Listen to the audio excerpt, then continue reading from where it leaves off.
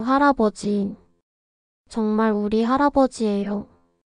병실에서 울먹이며 묻는 소녀의 목소리가 70살 노인의 가슴을 무너뜨렸습니다. 12년 전 고집 센 할아버지는 며느리와의 갈등 때문에 3살배기 손녀를 놓아버렸습니다. 아들은 미국으로 떠났고 손녀는 엄마 쪽으로 양육권이 넘어가며 연락이 완전히 끊겼죠. 아버지, 유빈이 어떻게 지내는지 궁금하지 않으세요? 아들의 마지막 말이 12년간 그의 가슴을 파고들었습니다. 그런데 어느 비 오는 날 수유동 고물상에 한 소녀가 나타났습니다. 할아버지, 혹시 여기서 자전거 고칠 수 있나요? 물에 젖은 단발머리, 어깨를 움츠린 채 웃는 모습, 그리고 그 이름, 전유빈이요. 심장이 멈출 것 같았습니다. 12년 전 3살이던 손녀와 같은 이름이었거든요. 저도 혼자 살아요. 엄마는 새아버지랑 살고 계시고 아빠는 어디 계신지도 몰라요. 혹시, 정말 혹시, 하지만 확신할 수 없었습니다. 서울에 유빈이라는 이름을 가진 아이가 얼마나 많겠어요? 그저 우연의 일치일 뿐이겠죠. 할아버지랑 있으면 덜 심심해요. 매일 찾아와 도시락을 나눠 먹고 고물들을 함께 수리하며 시간을 보냈습니다. 그런데 소녀를 바라볼 때마다 자꾸 익숙한 느낌이 들었어요. 눈매며 말하는 습관이며 심지어 작은 버릇까지도. 그러던 어느 날 유빈이 떨어뜨린 수첩을 발견했습니다. 진짜 할아버지 찾아야 해. 사진 속 할아버지가 정말 내 할아버지일까?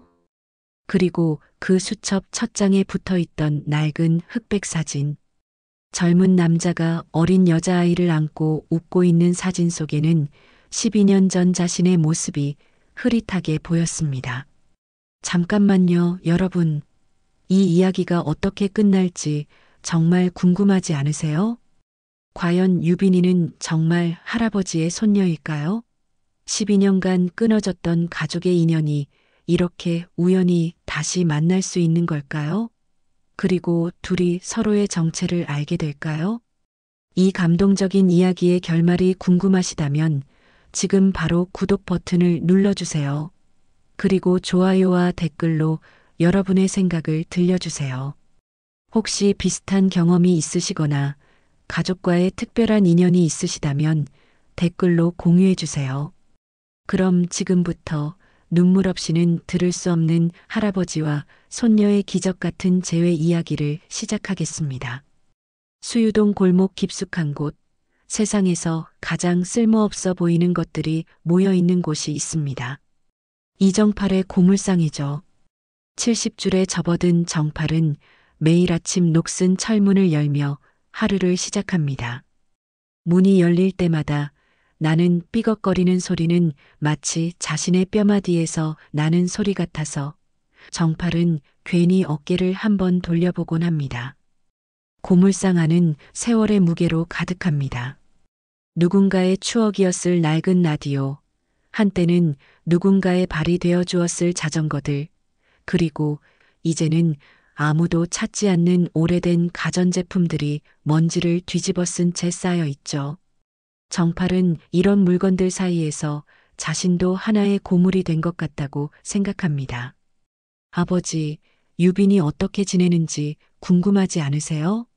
12년 전 아들 진호가 마지막으로 던진 말이 아직도 귓가에 맴돕니다.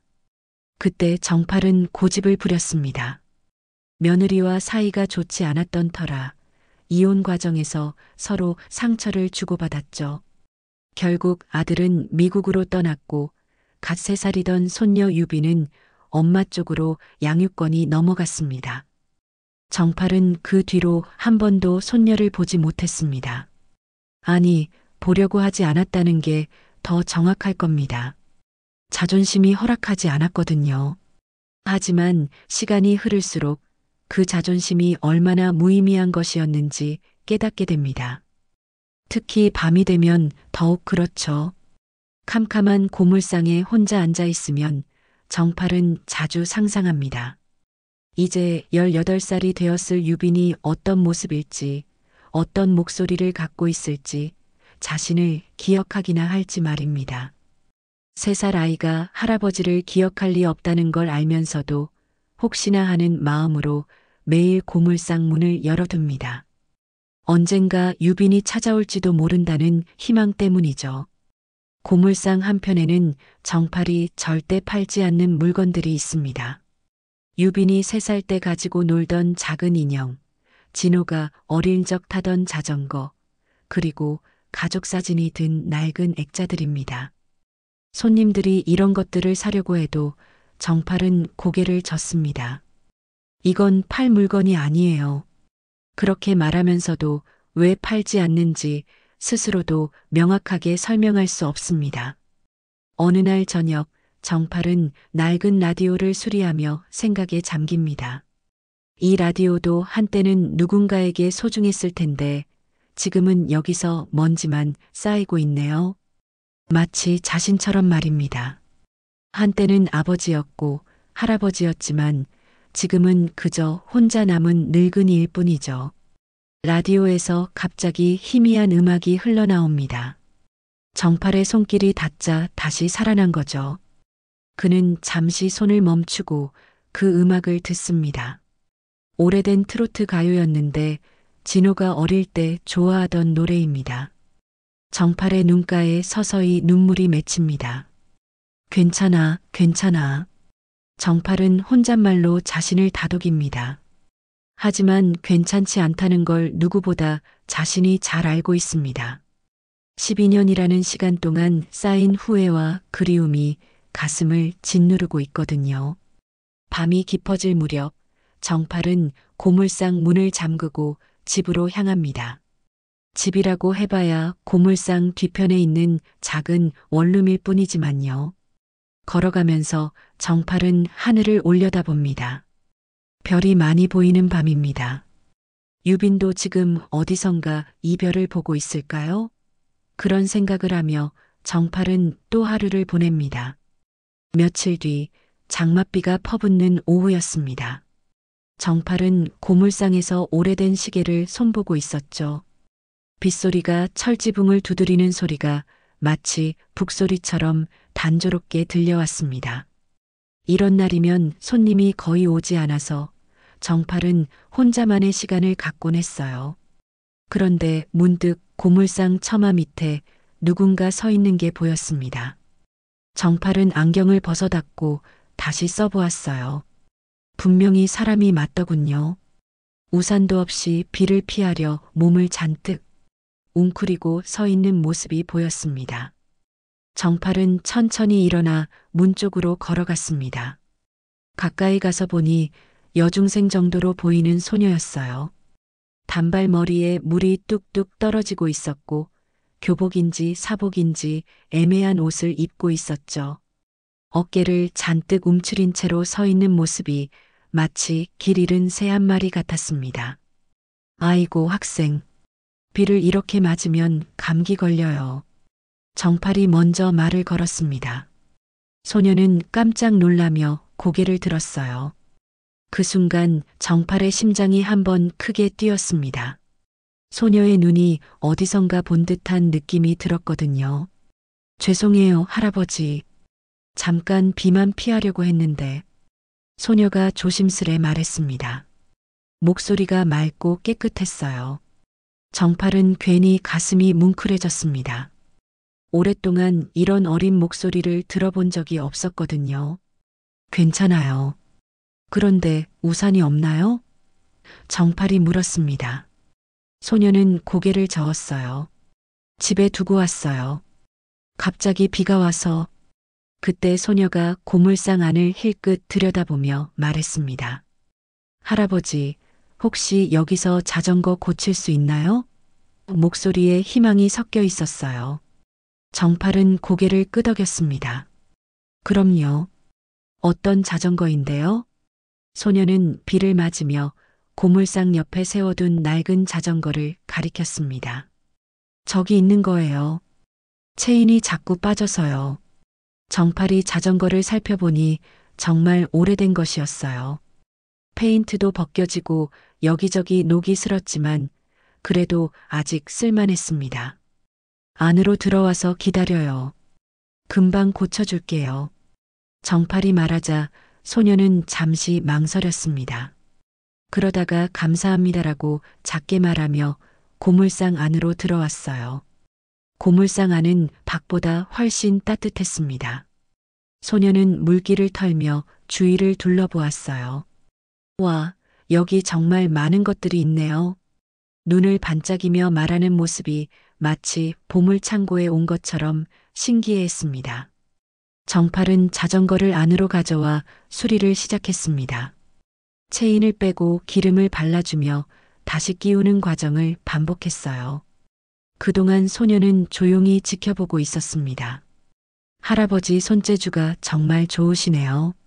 소녀가 감탄하며 말했습니다. 정팔은 뿌듯한 미소를 지었어요.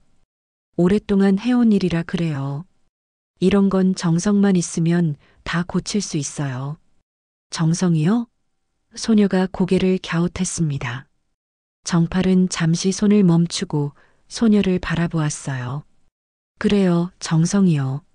물건도 사람도 마찬가지예요. 정성으로 대하면 다 살아나죠. 그때 소녀가 조심스럽게 물었습니다. 할아버지는 여기서 혼자 사세요? 정팔의 손이 잠시 멈췄습니다. 네, 혼자 살아요. 짧게 대답했지만 목소리에 쓸쓸함이 묻어났어요. 저도 혼자 살아요. 소녀가 작게 말했습니다. 정팔은 깜짝 놀라 고개를 들었어요. 혼자요? 부모님은요? 엄마는 새아버지랑 살고 계시고 저는 이모 집에 있어요. 그런데 이모도 고시 공부 때문에 바빠서 거의 만나지 못해요. 소녀의 목소리가 점점 작아졌습니다. 정팔의 가슴이 먹먹해졌습니다. 이렇게 어린아이가 혼자 지낸다니요. 그러면 밥은 누가 챙겨줘요? 제가 알아서 해요. 편의점에서 도시락 사 먹거나 간단한 건 만들어 먹기도 하고요. 소녀는 대수롭지 않은 듯 말했지만 정팔은 마음이 아팠습니다. 자전거 수리가 거의 끝나갈 무렵 정팔이 물었습니다. 그런데 이름이 뭐예요? 소녀는 잠시 망설이다가 대답했어요. 전유빈이요.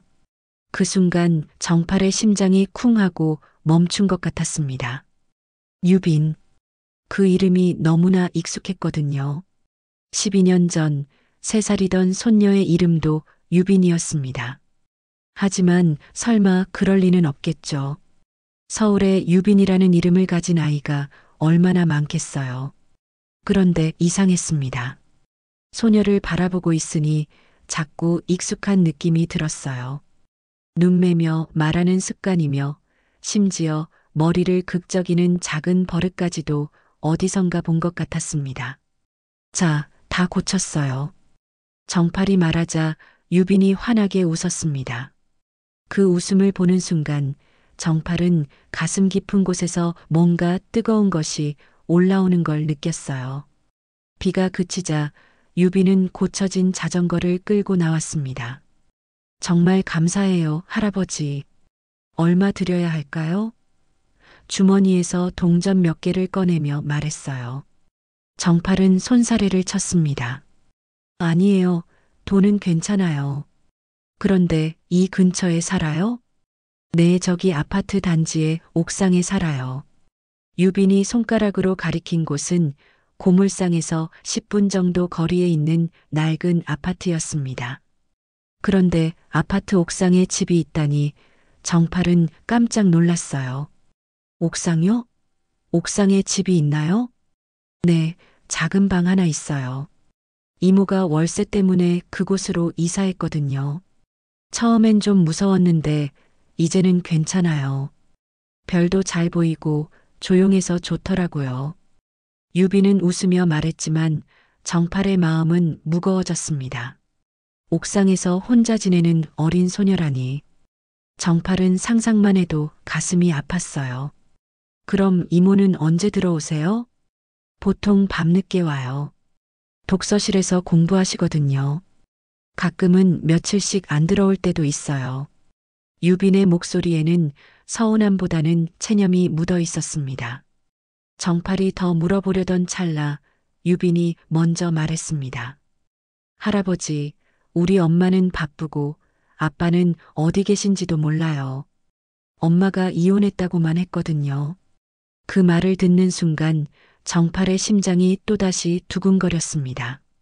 이혼, 바쁜 엄마, 행방을 모르는 아빠. 모든 상황이 12년 전 자신의 가족사와 너무나 비슷했거든요.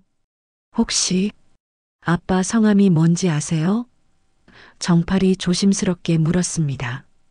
유빈은 고개를 저었어요. 엄마가 아빠 얘기는 절대 하지 말라고 했거든요. 그래서 잘 몰라요. 정팔은 가슴이 답답해졌습니다.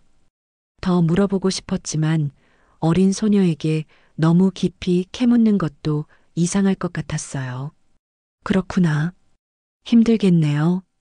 아니에요. 익숙해졌어요.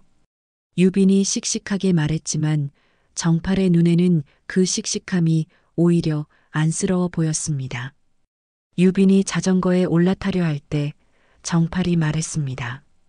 유빈아, 자전거 또 고장나면 언제든 가져와. 할아버지가 고쳐줄게. 유빈은 환하게 웃었어요. 정말요? 고마워요, 할아버지. 유빈이 떠난 후 정팔은 한동안 그 자리에 서 있었습니다. 머릿속이 복잡했어요. 유빈이라는 이름, 이혼한 부모, 행방불명인 아버지.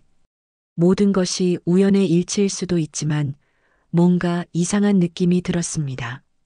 그날 밤 정팔은 침대에 누워서도 잠이 오지 않았습니다. 계속해서 유빈의 모습이 떠올랐어요. 특히 그 아이가 웃을 때 보인 눈매가 자꾸 생각났습니다. 어디서 본 듯한 그 눈매가요. 결국 정팔은 침대에서 일어나 서랍을 뒤졌습니다. 가장 깊숙한 곳에서 낡은 봉투 하나를 꺼냈어요. 12년 동안 한 번도 열어보지 않았던 봉투였습니다. 봉투 안에는 진호와 며느리 그리고 어린 유빈의 사진들이 들어 있었습니다.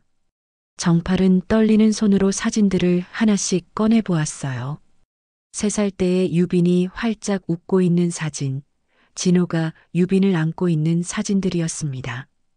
그 중에서도 유빈이 혼자 찍힌 사진을 유심히 들여다보았습니다. 3살이었지만 이미 또렷한 눈매를 가지고 있었어요. 그리고 그 눈매가 오늘 본 소녀의 눈매와 너무나 닮아 있었습니다. 설마, 정팔은 중얼거렸습니다. 하지만 가능성은 희박했어요. 서울이 얼마나 큰 도시인데 그런 우연이 있을까요? 다음 날 아침 정팔은 평소보다 일찍 고물상 문을 열었습니다. 혹시 유빈이 또 올까 하는 기대감 때문이었어요. 하지만 오전 내내 유빈은 나타나지 않았습니다. 오후가 되어서야 유빈이 자전거를 타고 나타났습니다. 손에는 작은 봉지를 들고 있었어요. 할아버지, 안녕하세요. 유빈아. 학교는 일찍 끝났나? 정팔이 반갑게 맞았습니다. 네, 오늘은 단축 수업이었어요. 유빈은 봉지를 꺼내며 말했습니다. 할아버지, 저 이거 샀어요. 혼자 드시지 마시고요. 편의점 도시락 2개와 음료수가 들어 있었습니다. 정팔은 당황했어요. 아니야, 이걸 왜? 용돈도 얼마 안 될 텐데. 괜찮아요. 이모가 가끔 용돈 주시거든요. 그리고 어제 할아버지가 저한테 잘해주셔서요. 혼자 드시면 쓸쓸하실 것 같아서요. 유빈이 솔직하게 말했습니다. 정팔의 눈가에 눈물이 맺혔습니다. 언제적부터 이렇게 따뜻한 마음을 받아본 적이 있었을까요? 더욱이 이렇게 어린아이가 자신을 생각해서 도시락을 사왔다니요. 고마워, 유빈아. 그런데 용돈으로 산 건데 할아버지가 받아도 될까? 정팔이 걱정스럽게 물었습니다. 유빈은 고개를 끄덕였어요. 괜찮아요. 함께 먹으면 더 맛있잖아요. 두 사람은 고물상 한쪽에 앉아 도시락을 먹었습니다. 오랜만에 누군가와 함께 먹는 밥이라 정팔은 이상하게 눈물이 났어요. 유빈도 평소보다 맛있게 먹는 것 같았습니다. 할아버지, 가족이 없으시면 외롭지 않으세요? 유빈이 갑자기 물었습니다. 정팔은 잠시 말을 잇지 못했어요. 가끔은 그래. 정팔이 솔직하게 대답했습니다. 하지만 이제 유빈이가 와서 덜 외로워 유빈은 수줍게 웃었어요. 저도요. 할아버지랑 있으면 덜 심심해요. 그날 이후로 유빈은 거의 매일 고물상에 찾아왔습니다. 학교가 끝나면 자전거를 타고 와서 정팔과 시간을 보냈어요. 처음엔 그냥 구경만 하다가 점점 정팔의 일을 도와주기 시작했습니다. 할아버지, 이 라디오는 어디가 고장 난 거예요? 유빈이 호기심 가득한 눈으로 물었습니다. 정팔은 라디오를 분해하며 차근차근 설명해 주었어요. 여기 진공관이 나간 것 같아. 이걸 새 걸로 갈아 끼우면 될 거야. 유빈은 정팔의 손길을 유심히 지켜보았습니다. 섬세하게 부품을 다루는 모습, 집중할 때 미간을 살짝 찌푸리는 습관, 그리고 무언가를 고칠 때 보이는 진지한 표정까지 모든 것이 신기했어요. 할아버지는 언제부터 이런 일을 하셨어요? 유빈이 물었습니다. 정팔은 잠시 손을 멈추고 생각에 잠겼어요. 젊었을 때부터니까. 벌써 40년도 넘었네. 와, 정말 오래됐네요. 그럼 할아버지 아들분도 이런 일 배우셨어요? 유빈의 무심한 질문에 정팔의 표정이 어두워졌습니다. 아들은 다른 길을 걸었어. 정팔이 짧게 말했습니다. 유빈은 할아버지의 표정이 갑자기 침울해진 것을 눈치채고 더 이상 묻지 않았어요. 며칠 후 유빈이 평소보다 늦게 고물상에 왔습니다. 손에는 작은 도시락통을 들고 있었어요. 할아버지, 오늘은 제가 직접 만들어 왔어요. 정팔이 깜짝 놀랐습니다. 유빈이가 만들었다고? 언제 요리를 배웠어? 혼자 지내다 보니까 자연스럽게 배우게 됐어요. 간단한 것들이지만요. 유빈이 도시락을 열자 정성스럽게 만든 계란말이와 김치볶음밥이 들어 있었습니다. 어머, 이거 정말 맛있어 보인다. 정팔이 감탄했습니다. 함께 먹어보니 정말 맛있었어요. 조금 짰지만 정성이 느껴지는 맛이었습니다. 할아버지, 맛있어요? 유빈이 기대하는 눈으로 물었습니다. 응, 정말 맛있어. 유빈이 손맛이 좋네. 정팔의 칭찬에 유빈은 환하게 웃었어요. 그런데 유빈이 화장실에 간 사이 정팔은 우연히 유빈의 가방에서 떨어진 작은 쪽지를 발견했습니다. 호기심에 집어들어 보니 유빈의 글씨로 적힌 내용이었어요. 진짜 할아버지 찾아야 해. 엄마가 절대 말하지 말랬지만 난 알고 싶어. 사진 속 할아버지가 정말 내 할아버지일까? 손의 모양이며 웃는 모습이며 왜 이렇게 비슷할까? 정팔의 손이 떨렸습니다. 사진 속 할아버지라는 말이 무엇을 의미하는 걸까요? 설마 유빈이 자신의 사진을 가지고 있다는 뜻일까요? 쪽지를 다시 제자리에 놓고 정팔은 애써 평정을 유지하려 했습니다. 하지만 마음은 요동치고 있었어요. 이 모든 우연이 정말 우연일까요? 유빈이 화장실에서 돌아오자 정팔이 조심스럽게 물었습니다. 유빈아, 혹시 아버지 사진 같은 거 가지고 있어? 유빈이 잠시 망설였습니다. 왜 갑자기 그런 걸 물어보세요? 목소리에 긴장감이 돌았어요. 아니야, 그냥 궁금해서. 아버지가 어떤 분인지 궁금했어. 정팔이 자연스럽게 말하려 했지만 유빈은 이미 경계하는 눈빛이었습니다. 저는 아버지에 대해서 잘 몰라요. 엄마가 말하지 말라고 했거든요. 유빈이 어색하게 웃으며 말했습니다. 정팔은 더 이상 묻지 않았습니다. 하지만 쪽지의 내용이 머릿속에서 맴돌았어요. 사진 속 할아버지라는 말이 계속 신경 쓰였습니다. 그날 저녁 유빈이 집으로 돌아간 후 정팔은 다시 한번 오래된 사진들을 꺼내 보았습니다. 12년 전 가족 사진들을 하나하나 살펴보며 생각했어요. 혹시 이 사진들 중 하나가 유빈의 손에 들어간 것일까요? 그때 문득 생각난 것이 있었습니다. 이혼할 때 며느리가 가져간 물건들 중에 가족 사진이 몇 장 있었어요. 정팔은 당시에 신경 쓰지 않았지만 지금 생각해 보니 그 사진들 중에 자신이 혼자 찍힌 것도 있었습니다. 설마, 정말 설마. 정팔은 중얼거렸습니다. 하지만 가능성은 점점 높아져 갔어요. 다음 날 정팔은 평소보다 더 일찍 고물상을 열었습니다. 유빈이 오기를 기다리며 내내 안절부절 못했어요. 확인하고 싶은 것이 너무 많았거든요. 오후가 되어서야 유빈이 나타났습니다.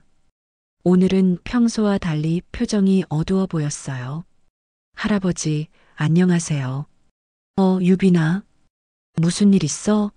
기분이 안 좋아 보인다. 정팔이 걱정스럽게 물었습니다. 아니에요. 그냥 조금 피곤해서요. 유빈이 힘없이 대답했습니다. 하지만 정팔의 눈에는 단순한 피로가 아닌 것 같았어요. 혹시 이모가 뭐라고 했어? 정팔이 조심스럽게 물었습니다. 유빈의 표정이 더욱 어두워졌어요. 이모가 여기 너무 자주 오지 말라고 했어요. 낯선 사람한테 너무 의존하지 말라고.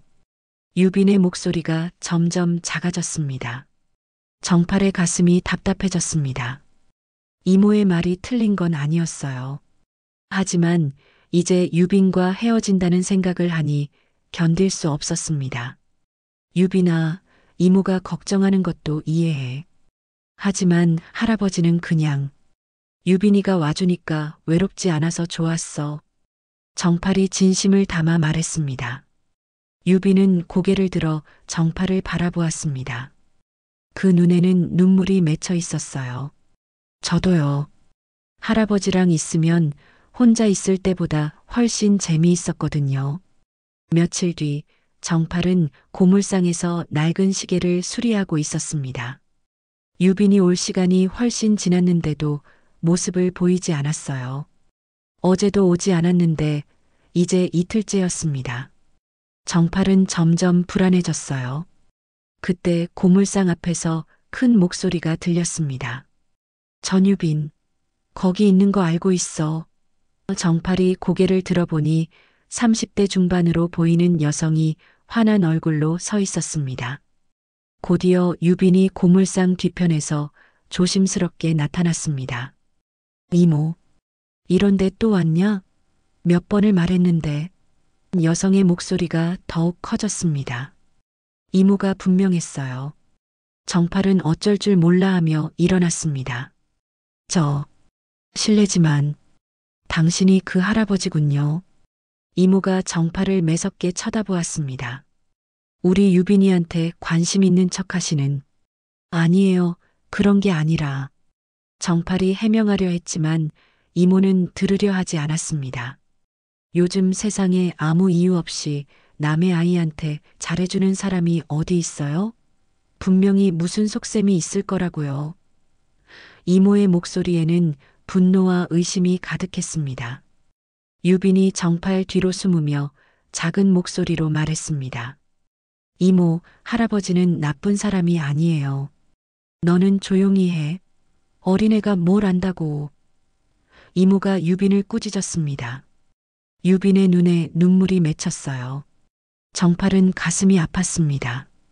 저는 정말 그런 의도가 아닙니다.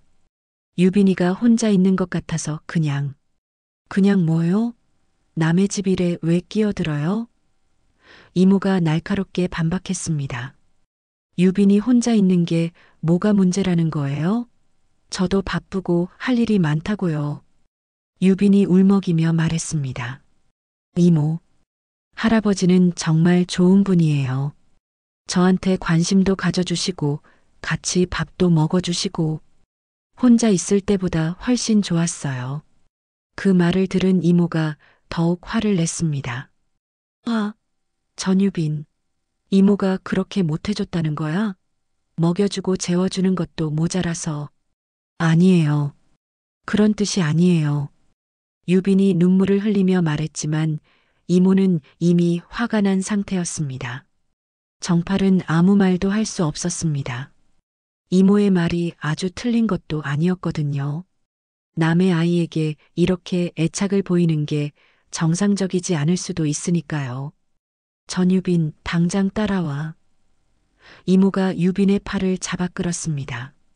유빈은 뒤돌아보며 정팔을 바라봤어요. 그 눈빛에는 아쉬움과 미안함이 가득했습니다.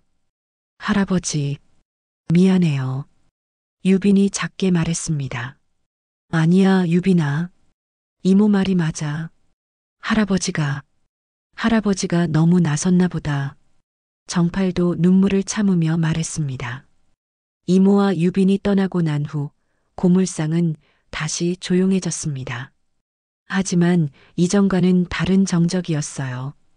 유빈의 웃음소리, 제잘거리는 목소리가 사라진 빈자리가 너무나 컸습니다. 정팔은 유빈이 앉아있던 자리를 바라보며 한숨을 쉬었습니다. 바닥에는 유빈이 흘린 눈물 자국이 아직 남아 있었어요. 그래, 이게 맞을 거야. 정팔은 스스로를 달래려 했습니다. 남의 아이한테 너무 정을 붙였어. 이모가 화낼 만하지. 하지만 마음은 그렇게 정리되지 않았습니다. 유빈과 함께했던 며칠이 정팔에게는 너무나 소중한 시간이었거든요. 오랫동안 잊고 지냈던 가족의 따뜻함을 느꼈던 시간들이었습니다. 그날 밤 정팔은 잠을 이룰 수 없었습니다. 유빈의 마지막 표정이 자꾸 떠올랐어요. 미안해한다는 그 작은 목소리도 귓가에 맴돌았습니다. 그 다음 날도 유빈은 나타나지 않았습니다. 정팔은 매일 고물상 문을 열어두고 기다렸지만 익숙한 자전거 소리는 들리지 않았어요. 일주일이 지나자 정팔은 유빈을 포기해야겠다고 생각했습니다. 이모의 말이 옳았을지도 모르니까요. 하지만 포기하려 해도 마음이 따라주지 않았습니다. 어느 날 오후 정팔은 고물더미를 정리하다가 바닥에 떨어진 작은 수첩을 발견했습니다. 유빈의 것 같았어요. 수첩을 펼쳐보니 유빈의 글씨로 빼곡히 적힌 내용들이 있었습니다. 첫 장에는 낡은 흑백 사진 한 장이 붙어 있었습니다. 젊은 남자가 어린 여자아이를 안고 웃고 있는 사진이었어요. 그리고 그 옆에는 이런 글이 적혀 있었습니다. 이 사진 속 사람이 혹시 나랑 닮은 사람일까? 엄마는 아빠 얘기를 절대 하지 않지만 이 사진만은 몰래 가져왔다. 아빠가 어떤 사람인지 알고 싶어서. 정팔의 손이 떨렸습니다. 사진 속 남자의 얼굴을 자세히 보니 진우였습니다. 12년 전 아들의 모습 그대로였어요. 그리고 아이를 안고 있는 남자의 옆에는 흐릿하지만 자신의 모습도 보였습니다. 아니, 이건 우리 가족 사진이잖아. 정팔은 중얼거렸습니다. 이 사진은 분명히 12년 전 찍었던 가족 사진 중 하나였어요. 수첩의 다음 장을 넘겨보니 이런 글이 적혀 있었습니다. 엄마가 말해주지 않아도 나는 알고 있다. 이 사진 속 할아버지가 분명 내 진짜 할아버지라는 걸. 엄마 방에서 몰래 찾은 다른 사진들에도 이 할아버지가 있었거든. 언젠가는 꼭 만나고 싶다. 정팔의 눈에서 눈물이 흘러내렸습니다. 유빈이 자신을 찾고 있었다는 것, 그리고 사진을 통해 할아버지의 존재를 알고 있었다는 것이 믿어지지 않았어요. 고물상 할아버지를 보면 자꾸 생각난다. 손모양도 비슷하고 웃는 모습도 비슷하다. 혹시 정말 내 할아버지일까? 정팔은 주저앉았습니다. 유빈도 자신을 의심하고 있었던 거였어요. 하지만 확신할 수 없어서 말하지 못했던 것이겠죠. 유빈아, 내가 정말 내 할아버지야. 정팔은 수첩을 가슴에 안으며 눈물을 흘렸습니다. 정팔은 유빈의 수첩을 품에 안고 한참을 울었습니다. 12년 동안 찾지 못했던 손녀가 오히려 자신을 찾고 있었다는 사실이 가슴을 찢어 놓았어요. 그리고 무엇보다 자신이 바로 옆에 있었는데도 서로를 확신하지 못했다는 것이 안타까웠습니다. 내가 먼저 말했어야 했는데. 정팔은 후회했습니다. 하지만 이제 유빈은 이모에게 끌려가 버렸고 다시 만날 방법도 없었어요. 그날 밤 정팔은 수첩을 다시 한번 꼼꼼히 읽어보았습니다. 유빈이 적어놓은 글들에는 외로움과 그리움이 가득했어요. 오늘도 이모는 늦게 들어왔다. 나는 혼자 라면을 끓여 먹었다. 할아버지와 함께 먹었던 도시락이 그리워진다. 따뜻했었는데 학교에서 가족 이야기를 하라고 했다. 나만 할 말이 없었다. 친구들은 할아버지 할머니 이야기를 재미있게 했는데 나는 그냥 듣기만 했다. 사진 속 할아버지는 어떤 분일까? 정팔의 마음이 더욱 아팠습니다. 손녀가 이렇게 외롭게 지내고 있는 동안 자신은 무엇을 하고 있었을까요? 며칠이 지나도 유빈은 나타나지 않았습니다. 정팔은 유빈이 다니는 학교라도 알아보려 했지만 마땅한 방법이 없었어요. 이모가 그렇게 화를 냈는데 괜히 찾아갔다가는 더 큰 문제가 될 것 같았습니다. 그러던 어느 날 정팔은 용기를 내어 동사무소를 찾아갔습니다. 전유빈이라는 학생이 이 근처에 사는지 알 수 있을까요? 하지만 개인정보라는 이유로 알려줄 수 없다는 답만 돌아왔어요. 주민센터 근처 중학교들을 돌아다니며 물어봤지만 결과는 마찬가지였습니다. 정팔은 점점 절망감에 빠졌어요. 유빈아, 할아버지가 너를 찾을 수가 없구나. 정팔은 고물상에 돌아와 한숨을 쉬었습니다. 그런데 이상한 일이 일어났습니다. 며칠 전부터 정팔의 몸에 이상 신호가 나타나기 시작한 거였어요. 어지럼증이 자주 일어나고 가슴이 답답했습니다. 혈압이 오른 것 같았어요. 괜찮아, 괜찮아. 정팔은 애써 무시하려 했지만 증상은 점점 심해졌습니다. 유빈을 잃은 상실감과 스트레스 때문인 것 같았어요. 어느 날 오후 정팔이 고물상에서 일을 하다가 갑자기 쓰러졌습니다. 어지럼증이 심해지더니 의식을 잃은 거였어요. 다행히 이웃 가게 사장이 발견해서 응급실로 옮겨졌습니다. 의사는 고혈압과 스트레스로 인한 일시적인 실신이라고 했어요. 며칠간 입원 치료를 받아야 한다고 했습니다. 병원 침대에 누워있는 정팔은 천장을 바라보며 생각했습니다. 내가 이렇게 쓰러져 있으면 유빈이 고물상에 와도 만날 수 없겠구나. 간호사가 물었습니다. 보호자분 연락처 좀 알려주세요. 하지만 정팔은 연락할 사람이 없었어요. 진호는 연락이 끊긴 지 오래였고 다른 가족도 없었습니다. 혼자 사세요? 간호사가 안쓰럽게 물었습니다. 정팔은 고개를 끄덕였어요. 네, 혼자 삽니다. 병원에서의 시간은 더욱 외로웠습니다. 다른 환자들은 가족들이 문병을 왔지만 정팔의 병실은 항상 조용했어요. 정팔은 유빈의 수첩을 들고 다니며 계속 읽어보았습니다. 수첩의 마지막 장에는 이런 글이 적혀 있었습니다. 고물상 할아버지가 보고 싶다. 정말 내 할아버지인지 확인하고 싶다. 하지만 이모가 화를 내니까 갈 수가 없다. 어떻게 하면 만날 수 있을까? 할아버지도 나를 찾고 있을까? 정팔은 눈물을 흘렸습니다. 유빈도 자신과 같은 마음이었던 거였어요. 서로를 확신하지 못해서 머뭇거리고 있었던 것이었습니다. 내가 먼저 용기를 냈어야 했는데 정팔은 자책했습니다. 이제 와서 후회해봐야 소용없었지만요. 며칠째 병원에 있는 동안 정팔은 계속 유빈을 생각했습니다. 지금쯤 유빈은 뭘 하고 있을까요? 혹시 고물상에 와서 문이 닫혀 있는 걸 보고 실망했을까요? 간호사가 말했습니다. 할아버지, 혈압이 많이 안정됐어요. 내일이면 퇴원하실 수 있을 것 같아요. 정팔은 고개를 끄덕였지만 마음은 무겁했어요. 퇴원하면 다시 고물상으로 돌아가겠지만 유빈이 없는 그곳이 예전 같을까요? 유빈의 웃음소리가 없는 고물상은 더욱 쓸쓸할 것 같았습니다. 그날 밤 정팔은 창밖을 바라보며 생각했습니다. 유빈아, 할아버지가 정말 미안해. 용기가 없어서, 확신이 없어서, 먼저 말하지 못해서. 병실 창문 너머로 별이 보였습니다. 유빈이 옥상방에서 보고 있다던 그 별들이었어요. 혹시 유빈도 지금 이별을 보고 있을까요? 퇴원하면 다시 한번 찾아봐야겠어. 정팔은 마음을 다잡았습니다. 포기할 수는 없었어요.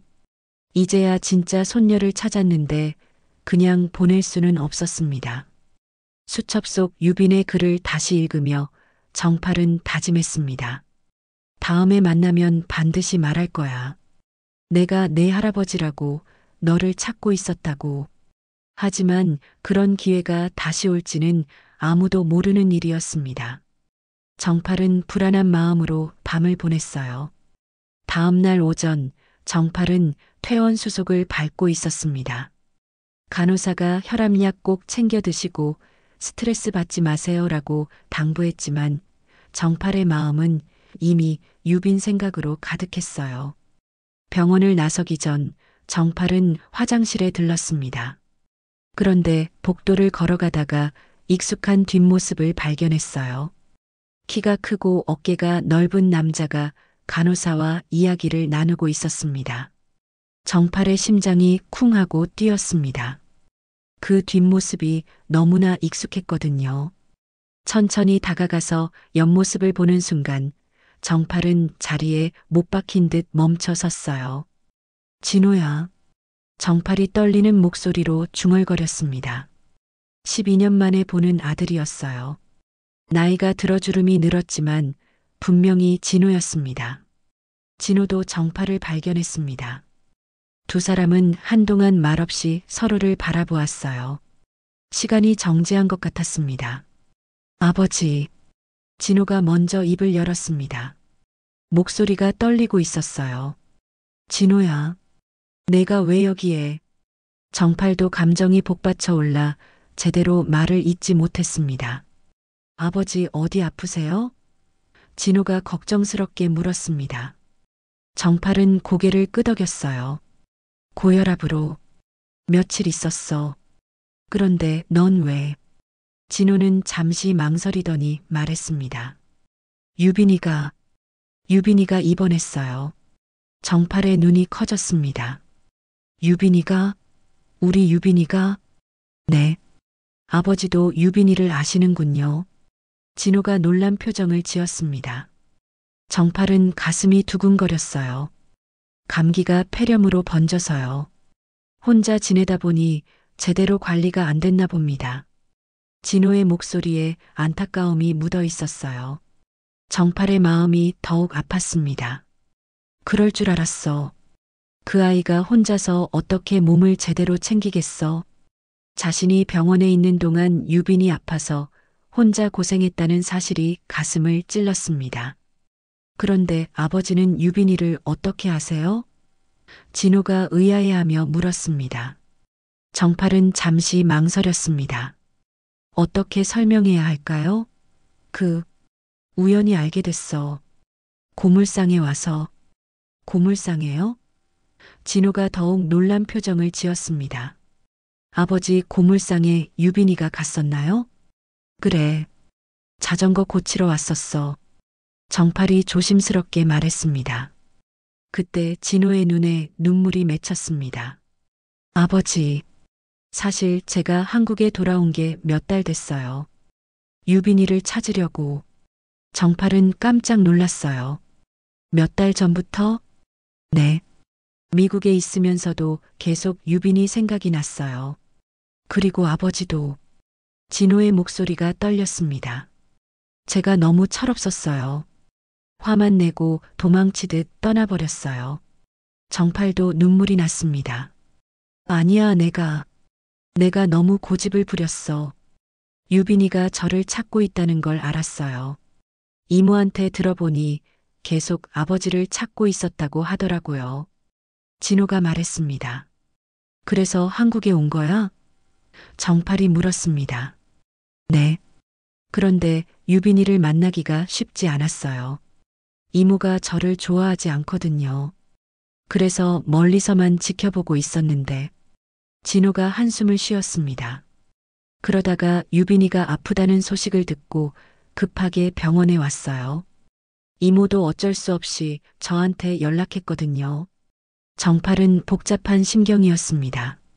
아들도 돌아왔고 손녀도 찾았지만 이런 상황에서 만나게 될 줄은 꿈에도 몰랐어요. 유빈이는 지금 어떤 상태야? 정팔이 걱정스럽게 물었습니다. 많이 좋아졌어요. 며칠 더 있으면 퇴원할 수 있을 것 같아요. 진호가 답했습니다. 그런데 진호가 망설이며 말했습니다. 유빈이가 계속 중얼거려요. 열이 날 때도. 정팔의 가슴이 뛰었습니다. 뭐라고? 할아버지를 찾고 있다고. 진짜 할아버지인지 확인하고 싶다고. 진호가 말했습니다. 미안해. 아버지가 미안해. 정팔이 갑자기 울분을 터뜨렸습니다. 12년간 쌓인 그리움과 서운함이 한꺼번에 폭발한 거였어요. 진호도 눈물을 흘리기 시작했습니다. 아니에요, 아버지. 제가 죄송해요. 정말 죄송해요. 진호가 말을 잇지 못하고 있을 때 정팔이 말했습니다. 나도 알고 있었어. 유빈이가 내 손녀라는 것. 진호가 놀란 표정을 지었습니다. 며칠 전에 확실해졌어. 유빈이가 떨어뜨린 수첩을 봤거든. 정팔이 주머니에서 수첩을 꺼냈습니다. 이 안에 우리 가족 사진이 있더라. 정팔이 수첩을 펼쳐 보이자 진호의 눈이 커졌습니다. 유빈이가 저희를 찾고 있었던 거였군요. 진호가 중얼거렸습니다. 그래. 그런데 나는 확신이 없어서 말하지 못했어. 그 사이에 이모가 와서 유빈이를 데려가 버렸고 정팔이 말했습니다. 진호는 고개를 숙였습니다. 제가 너무 늦었어요. 진작 돌아왔어야 했는데. 아니야. 지금이라도 왔잖아. 정팔이 아들의 어깨에 손을 올렸습니다. 이제 우리 셋이 다시 만날 수 있게 됐잖아. 두 사람은 한동안 말없이 서 있었습니다. 12년의 시간이 흘렀지만 가족의 인연은 끊어지지 않았던 거였어요. 오히려 시간이 흐르면서 서로에 대한 그리움만 더 커졌을 뿐이었습니다. 아버지, 유빈이 만나러 가실래요? 진호가 조심스럽게 물었습니다. 정팔은 고개를 끄덕였습니다. 그래. 이제는 말해줘야지. 내가 진짜 할아버지라고. 유빈이가 정말 기뻐할 거예요. 진호의 목소리에 희망이 묻어났습니다. 정팔과 진호는 나란히 걸으며 유빈이 있는 병실로 향했습니다. 12년 만에 다시 만나는 가족이었지만 이상하게 어색하지 않았어요. 오히려 당연한 일처럼 느껴졌습니다. 병실 문 앞에서 정팔과 진호는 잠시 멈춰 섰습니다. 정팔의 손이 떨렸어요. 12년 만에 손녀와 다시 만나는 순간이었거든요. 진호가 문을 여니 병실 안에는 유빈이 침대에 누워 창밖을 바라보고 있었어요. 많이 야위어 보였지만 그래도 예전보다 얼굴에 생기가 돌아온 것 같았습니다. 유빈아? 진호가 조심스럽게 불렀습니다. 유빈이 고개를 돌렸어요. 그리고 정팔을 보는 순간 눈이 커졌습니다. 할아버지? 정팔은 가슴이 뛰어서 말을 할 수 없었어요. 유빈은 침대에서 일어나려 했지만 아직 몸이 약해서 비틀거렸습니다. 아니야, 누워있어. 정팔이 급하게 다가가서 유빈을 부축했습니다. 그 순간 유빈의 작은 손이 정팔의 손을 꽉 잡았어요. 할아버지, 정말 우리 할아버지예요? 유빈의 목소리가 떨렸습니다. 정팔은 눈물을 참을 수 없었어요. 그래, 내가 내 진짜 할아버지야, 유빈아. 유빈이 울음을 터뜨렸습니다. 할아버지가 늦었어. 미안해.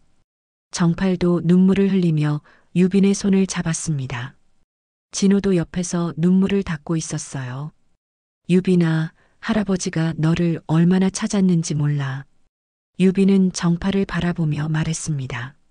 저도 할아버지를 찾고 있었어요. 사진을 보면서 계속 알고 있어. 내가 떨어뜨린 수첩을 봤거든. 정팔이 주머니에서 수첩을 꺼냈습니다. 유빈이 깜짝 놀랐어요. 제 수첩이요? 그래. 이거 보고 할아버지가 모든 걸 알았어. 정팔이 수첩을 유빈에게 돌려주었습니다. 유빈은 수첩을 받아들고는 부끄러워했어요. 부끄러운 얘기들이 많이 적혀 있을 텐데. 부끄러운 게 아니야. 내가 할아버지를 그리워했다는 걸 알고 할아버지가 얼마나 기뻤는지 몰라. 정팔이 유빈의 머리를 쓰다듬었습니다. 그때 유빈이 갑자기 생각난 듯 말했습니다. 그런데 할아버지, 고물상은 어떡해요? 며칠째 문이 닫혀 있던데. 정팔이 웃었어요. 할아버지도 몸이 아파서 여기 입원했었어. 유빈이 걱정하고 있을 때 말이야. 정말요? 할아버지도 아프셨어요? 유빈이 걱정스러워했습니다. 이제는 괜찮아. 유빈이를 만났으니까. 정팔이 환하게 웃었습니다. 진호가 말했습니다. 유빈아, 이제 우리 셋이 다시 가족이 됐어.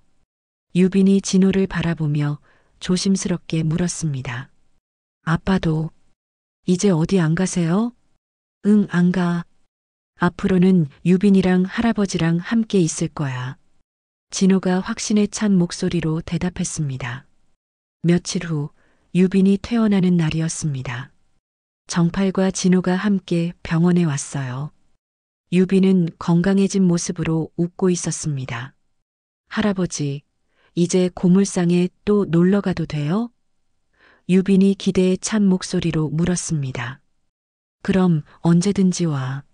이제는 쫓겨날 일도 없고. 정팔이 웃으며 말했습니다. 이모는 뭐라고 하실까요? 유빈이 걱정스러워했습니다. 진호가 말했습니다. 이모한테는 아빠가 잘 설명할게. 이제 유빈이는 우리가 책임질 거니까. 집으로 가는 길에 고물상 앞을 지나게 되었습니다. 유빈이 고물상을 보는 순간 깜짝 놀랐어요. 할아버지, 간판이 바뀌었어요. 유빈이 신기해하며 소리쳤습니다. 고물상 위에는 새로 만든 간판이 걸려 있었어요. 정팔 할아버지의 인생 수리소라고 적혀 있었습니다. 와, 정말 멋있어요. 유빈이 박수를 치며 기뻐했습니다. 정팔이 흐뭇하게 웃었어요.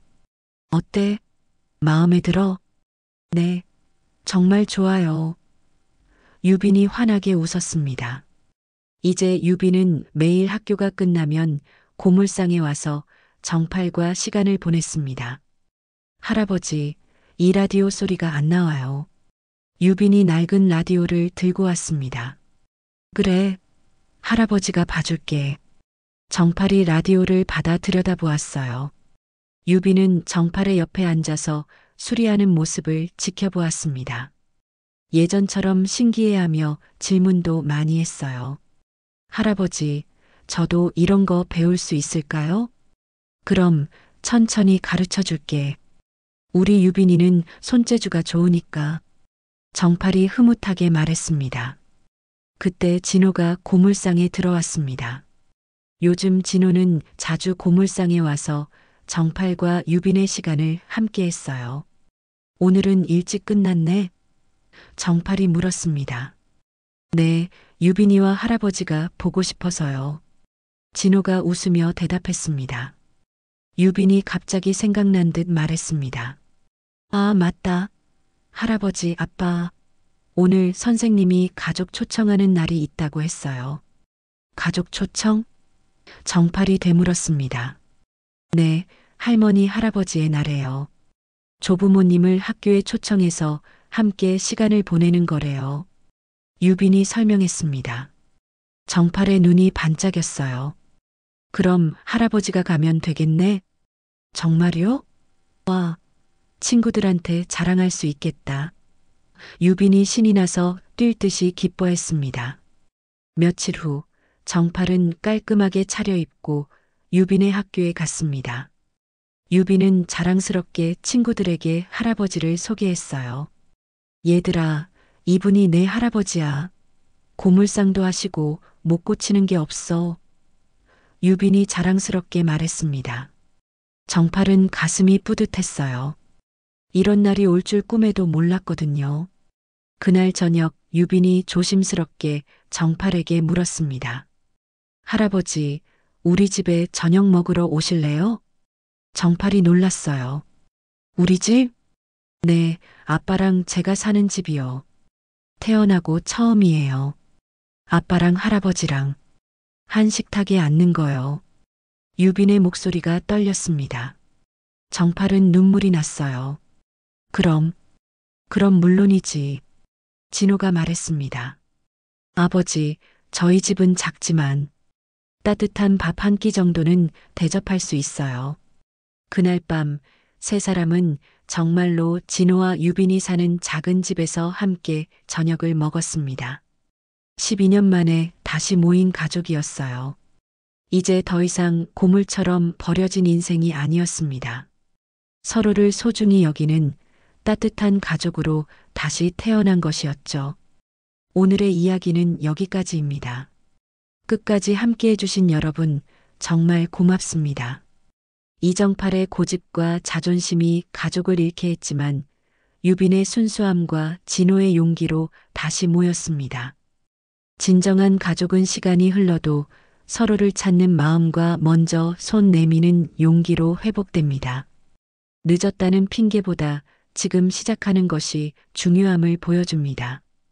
혹시 여러분도 소중했지만 멀어진 가족이 있다면 용기를 내어 먼저 손을 내밀어 보세요. 정팔 할아버지처럼 늦었다고 생각할 때가 진짜 시작일지도 모르니까요.